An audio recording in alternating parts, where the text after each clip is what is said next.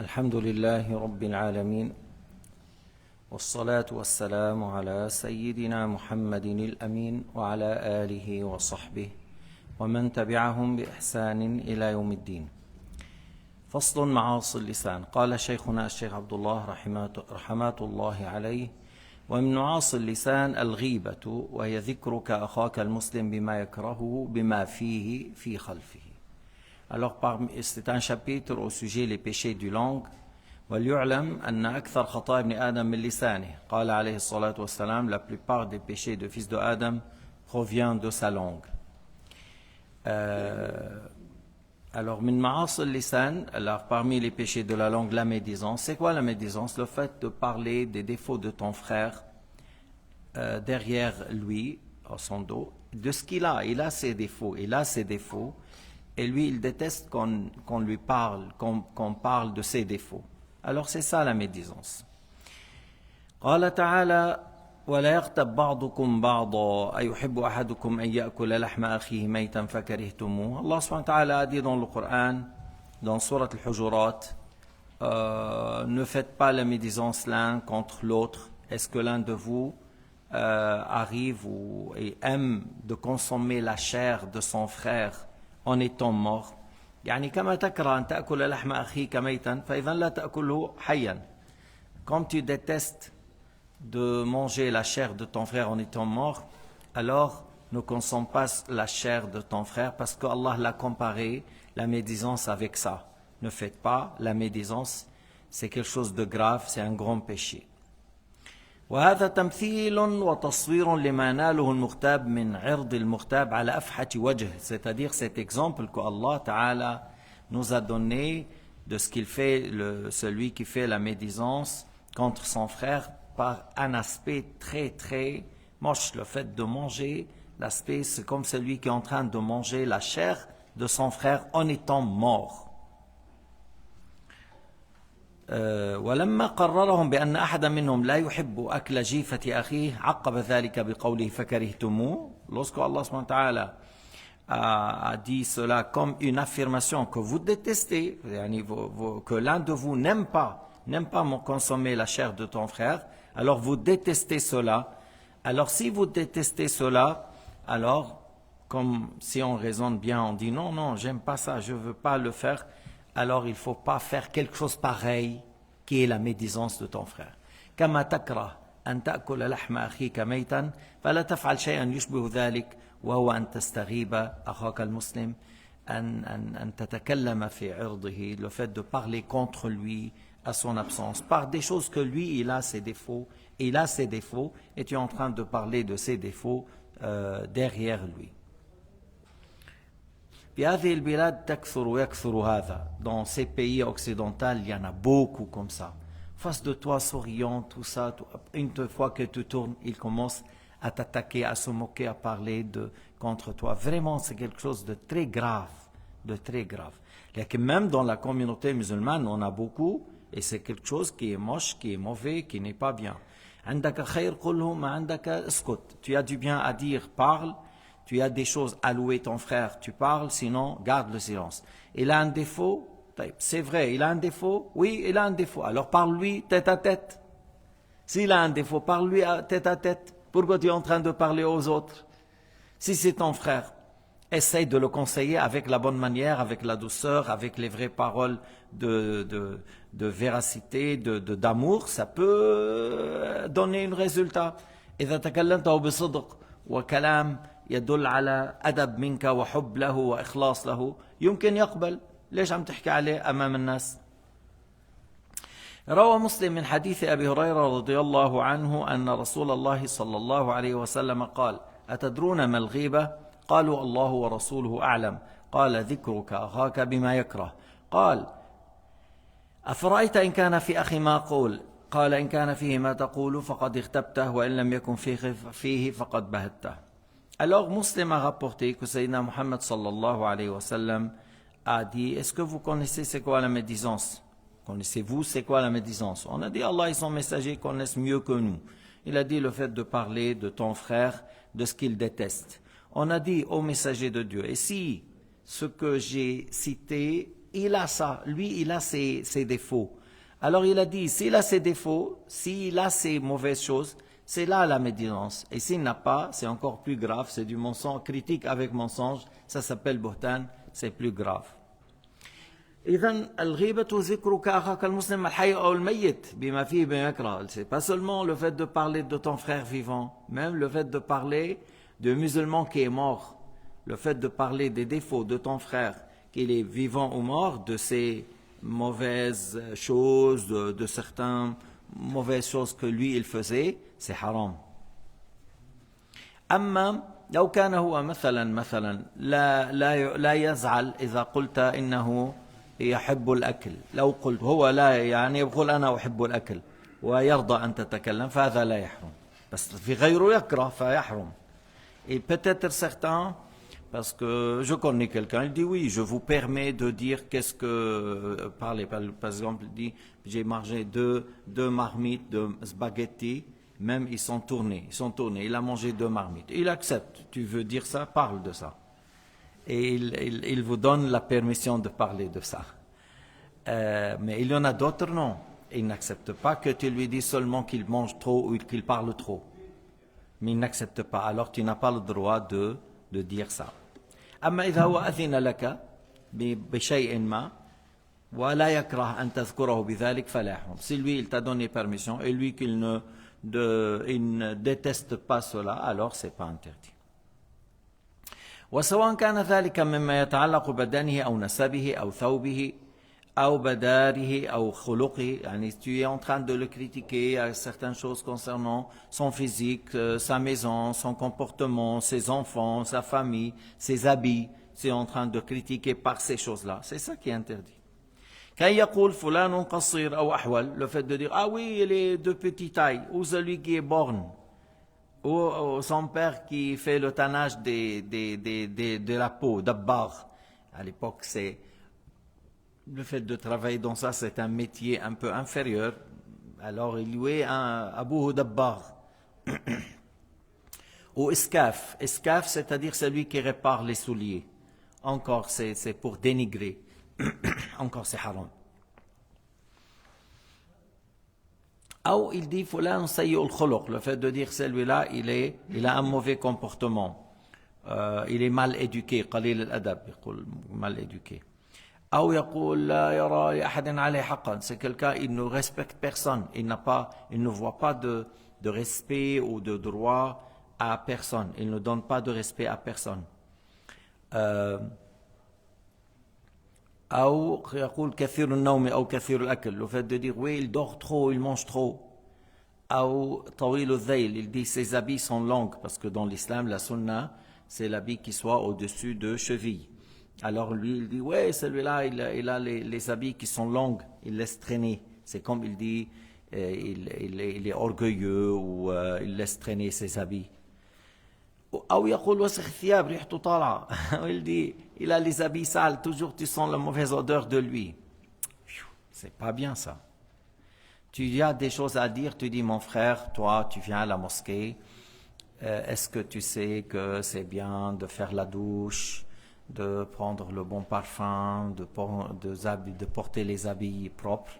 Tu lui parles tête à tête, tu dis parce que si tu viens en ayant une mauvaise odeur, en ayant les habits sales et avec une mauvaise odeur, tu peux fuir, tu peux faire fuir des gens. Alors, lorsqu'on vient à la mosquée, c'est bien de venir tête à tête, tu lui parles.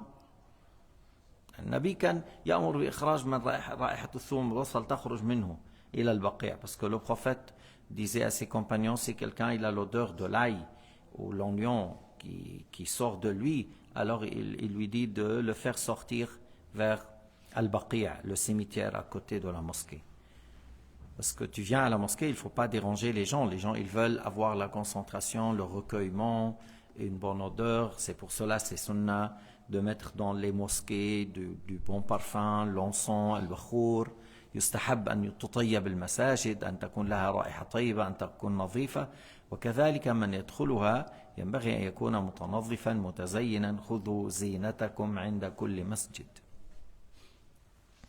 أو يقول ولده فلان قليل التربية داره رثة, ou le fait de dire sa maison il est sale, son fils tel, il est mal éduqué, ou fulan tahkumu zawjatuhu, ou il dit oui, c'est lui-là, son épouse qui le domine, qui le dirige, il n'a pas de parole avec elle, c'est elle qui gère.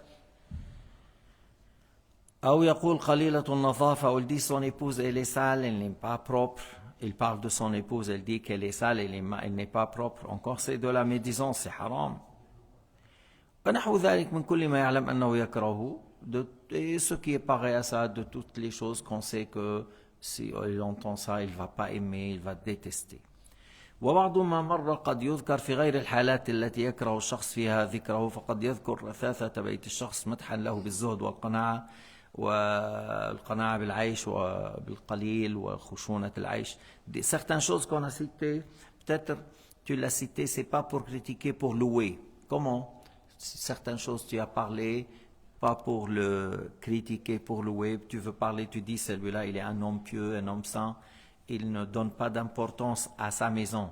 Alors tu dis que sa maison il n'y a rien, il n'est pas propre dans le sens, c'est pas quelqu'un qui cherche à donner son temps pour la maison. Il y a des gens qui passent 2 heures, 3 heures, femmes ou hommes, à préparer les maisons, puis après ils s'assoient et ils ne font pas 2 rak'at. Mais comment ça se fait? Tous les jours tu fais 2 heures de propreté, tu ne fais pas 2, 4 rak'at lillahi ta'ala. Il y a des gens qui font 2 heures, 3 heures pour la maison, ils ne prient pas. Il ne prie pas, il ne fait pas la prière, mais il fait 2 heures pour nettoyer la maison. La ilaha illallah, la ilaha illallah. Quelle perte, quelle perte. Tu es en train de nettoyer ta maison sur la terre, tu ne travailles pas pour le paradis. Parce qu'il aime la dunya, alors il travaille pour la dunya. Si tu lui parles de la mort, il va te dire j'ai mal à la tête. Parce qu'il n'a rien fait, il n'a rien préparé. Il n'a pas fait les choses pour la mort, pour l'au-delà. Mais celui qui a travaillé pour l'au-delà, et lui, il te dit parle-moi de la mort. Parce qu'il aime se déplacer de cette bas monde qui ne vaut rien pour lui, pour le paradis qui est cher. Parce qu'il a bien construit, il a bien travaillé pour l'au-delà. Il n'a négligé. Alors il aime que tu parles de l'au-delà, tu vois, parce qu'il a bien travaillé pour le jour dernier. Il attend de la part de Dieu une grande récompense. Alors il en parlait de la mort, jour dernier, le paradis, qu'est-ce qu'il a dans le jour dernier. Mais celui qui n'a rien fait pour l'au-delà, il a tout fait pour ici, il n'aime pas parler. Ça l'inquiète, ça lui fait peur. Et d'aller يشتغل طول حياته للدنيا ولا يشتغل للآخرة. فهو لا يحب ذكر الموت والآخرة يقول لك راسي وجعني وبيهرب من الحديث. أما الذي اشتغل الآخرة وعمر أوقاته بالأعمال الصالحة الطيبة وكذا يحب ذكر الموت لأنه يحب أن ينتقل من الخراب إلى العمران, يحب أن يلقى الله. وفي الحديث من أحب لقاء الله أحب الله لقاءه ومن كره لقاء الله كره الله لقاءه.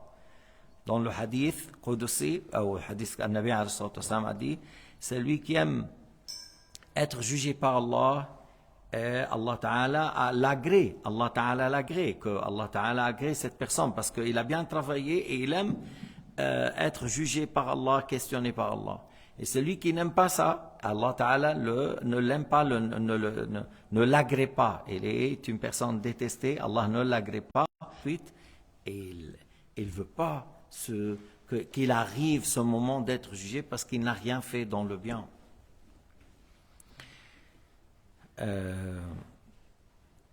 وقد اختلف كثير أو اختلف كلام العلماء في الغيبة. منهم من قال إنها كبيرة ومنهم من اعتبرها صغيرة. الصواب التفصيل. Les savants de l'islam, certains ont dit la médisance c'est un grand péché, d'autres ont dit c'est un petit péché, mais l'avis juste à ce sujet c'est le détail, le fait de détailler. إن كانت الغيبة لأهل الصلاح والتقوى وهذا فهي كبيرة. La médisance, si on a fait pour les pieux, pour les hommes de bien, pour les gens qui sont des bons musulmans, des bons croyants, et on a fait la médisance contre eux, sans doute c'est un grand péché. Et s'il s'agit des grands désobéissants, des musulmans qui font des grands péchés, tout ça, mais il n'a pas exagéré. Il a parlé, mais il n'a pas exagéré, il n'a pas allé loin partout, il parle, non. Il a fait, mais une fois, contre une personne, parmi ceux qui font des grands péchés, pas dans le cas où c'est obligatoire de dénoncer, non. Alors on dit c'est un petit péché. إذن الغيبة لأهل الصلاح والتقوى لا شك أنها كبيرة, والغيبة لأهل الفسق والفجور والكبائر صغيرة ما لم يتمادى، ما لم يفحش ذلك بحيث صار يتكلم عنه في كل مجلس في كل حين ويذهب هنا وهنا وهنا. هنا أيضا من الكبائر، لأن لو كان هذا من أهل المعاصي والفجور قلنا تنصحه. On a dit même si cette personne il est parmi les désobéissants, tu n'as qu'à le conseiller, lui l'appeler à agir dans le bien avec les bonnes paroles. ادفع بالتي هي أحسن. Les bonnes paroles. وادع إلى سبيل ربك بالحكمة والموعظة الحسنة. Parle aux gens, conseille, débat, discute avec la sagesse, avec les bonnes paroles.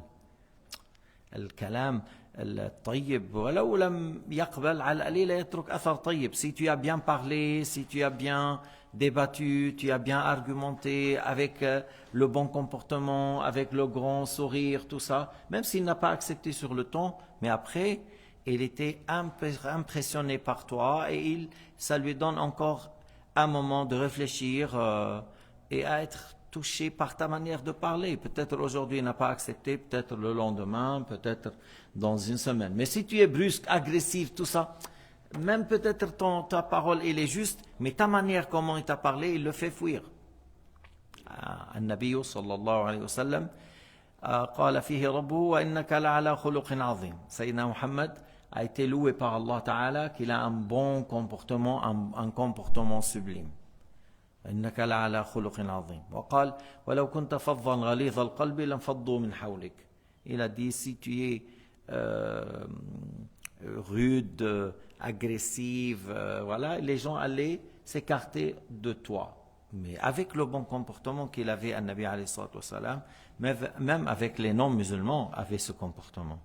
Alors il y a après vous voyez comment il y a des gens qui ont trouvé ou qui ont été dans l'islam grâce à ce prophète alayhi salatu wassalam.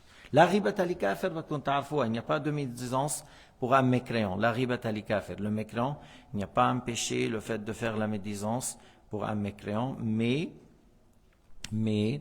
si le mécréant vit dans la communauté musulmane, vit dans le pays de l'islam avec un accord de paix, on ne fait pas une médisance d'une manière qu'il va être rapporté. Je répète, si le non-musulman vit dans le pays de l'islam avec un contrat de sécurité, c'est-à-dire on a accepté qu'il vit avec nous, on lui a donné le pacte de sécurité, on ne lui fait pas la médisance d'une manière que ça va être rapporté pour lui, comme on n'a pas le droit de l'insulter, de le tabasser, de prendre ses biens, malgré qu'il n'est pas musulman, mais il vit avec nous avec un contrat de sécurité, alors on ne fait pas la médisance d'une manière que la parole va être rapportée. Parce qu'une fois qu'il est rapporté, il va avoir mal. Donc comment ça se fait? Je vis avec vous à un contrat de sécurité et vous parlez de moi de cette manière, d'une manière s'il va être rapporté. Mais sinon, à la base, il n'y a pas de médisance pour un non-musulman. Pourquoi? Parce que le non-musulman, il ne vaut rien selon le jugement de Dieu. Un kafar et un mécréant, un kafar est mieux. Pour votre connaissance. Inna sharra ad-dawabbi 'inda Allah alladhina kafaru fahum la yu'minun. Les pires de ceux qui bougent sur la terre, ce sont les mécréants. Ce n'est pas les kafars, ce n'est pas les rats, ce n'est pas les souris, ce n'est pas les chiens, ce n'est pas les cochons. Les pires de ceux qui bougent sur la terre, c'est les non-croyants.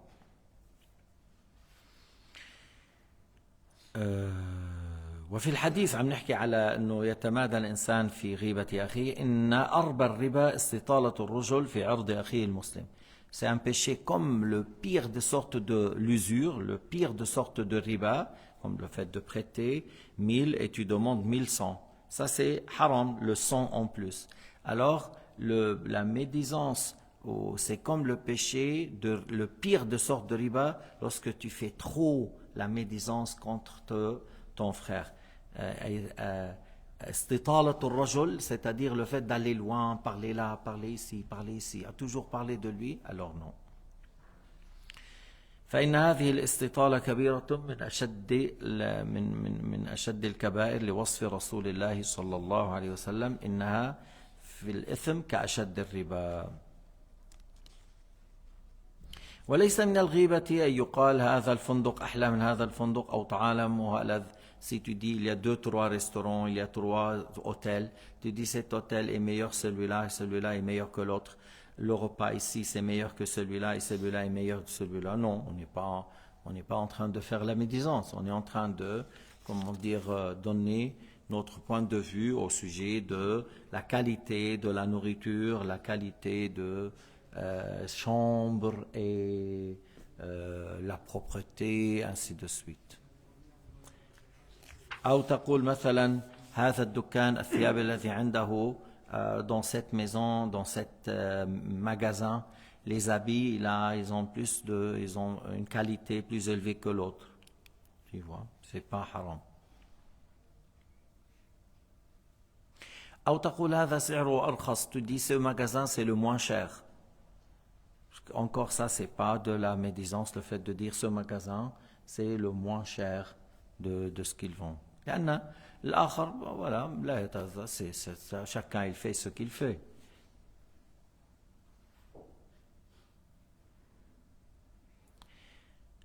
وليس من الغيبة يقال هذا سعره مرتفع أكثر من سعر فلان أو بضاعة فلان أحسن من بضاعة فلان. Le fait de dire le prix ici c'est plus cher que là, les marchandises ici sont meilleures que ça, c'est pas de la médisance.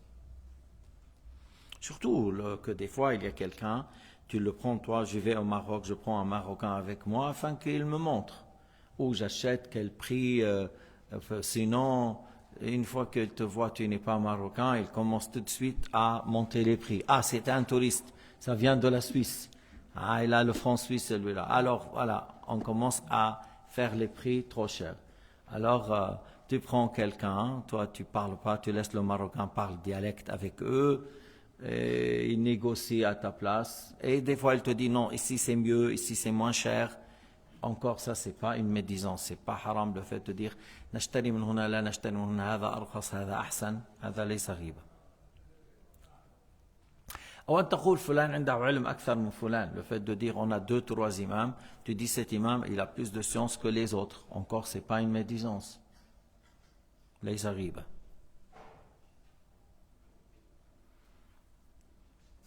ولو كان même si on dit mais les autres ils aiment qu'on dit qu'ils ont plus de science. Là, toi tu donnes ce que tu sais et ce que tu as vu.